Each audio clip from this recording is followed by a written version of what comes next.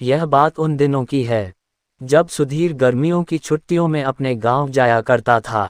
उसके गांव में उसके चाचा चाची रहते थे। सुधीर कुछ दिनों के लिए अपने चाचा के यहाँ ठहर गया। उसके चाचा ने 2 शादियां की थी और उसके चाचा अपनी दूसरी बीवी के साथ मतलब छोटी चाची के साथ दूसरे गांव में रहते थे और बड़ी चाची दूसरे गांव में रहती थी। बड़ी चाची दिखने में बहुत सुंदर थी। उसके चाचा के 2 लड़के थे। दोनों लड़के शहर में रहते थे। तो सुधीर की बड़ी चाची गांव में अकेली रहती थी। एक दिन सुधीर सुबह जल्दी उठा और बाथरूम जाने लगा।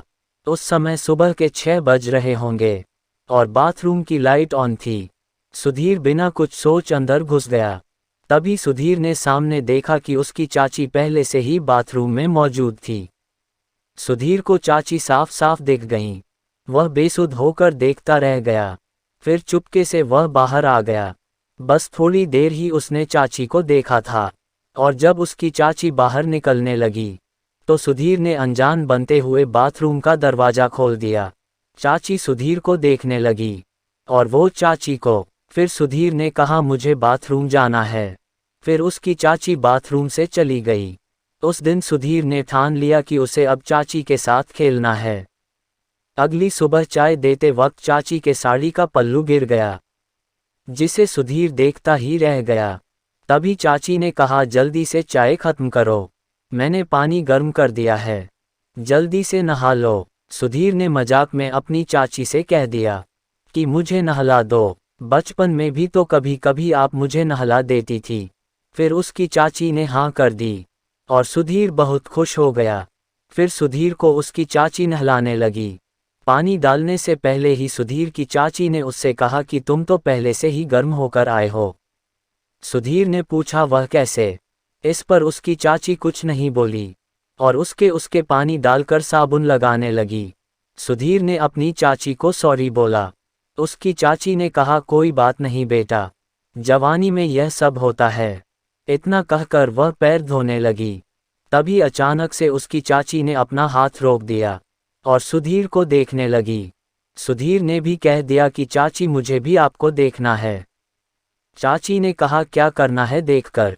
सुधीर ने मुस्कुराते हुए कहा बस ऐसे चाहता हूँ, और हाँ आप चिंता मत करो, आज से मैं ही तुम्हें चाचा का प्यार दे दिया करूँगा।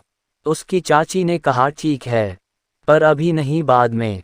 सुधीर नहा धोकर दोपहर का खाना खाने लगा। सच में उसकी चाचा खाना बहुत टेस्टी बनाती थी। दोपहर का खाना खाने के बाद सुधीर कमरे में टहल रहा था। तभी उसकी चाची कमरे के अंदर आ गई तो सुधीर ने हिम्मत दिखाते हुए अपनी चाची को पकड़ लिया, लेकिन इससे आगे उसने अपनी चाची के साथ कुछ नहीं किया क्योंकि उसे रात का इंतज़ार था। फिर सुधीर बाहर टहलने के लिए निकल गया और सीधा शाम को ही घर आया तो सुधीर ने देखा घर की लाइट कटी थी। उसकी चाची ने मोमबत्ती जला रखी थी और चाची खाना बना रही थी। सुधीर चुपके से चाची के पीछे गया तो वह एकदम से डर गई। जब उन्होंने सुधीर को देखा तो वह मुस्कुराने लगी। चाची ने कहा यह शरारत रात में करना। सुधीर ने कहा अभी क्या हुआ, घर में तो पूरा अंधेरा फैला है। लेकिन फिर भी चाची ने उसको मना कर दिया। फिर सुधीर वहां से हट गया। खाना पीना खाने के बाद राजेश की चाची ने बिस्तर लगा दिया। बिस्तर पर लेटने के बाद चाची और सुधीर का खेल शुरू हो गया। आपको ये कहानी कैसी लगी कमेंट करके ज़रूर बताएं। वीडियो अच्छी लगी तो लाइक करें। इस तरह की और कहानी सुनने के लिए चैनल को सब्सक्राइब करें।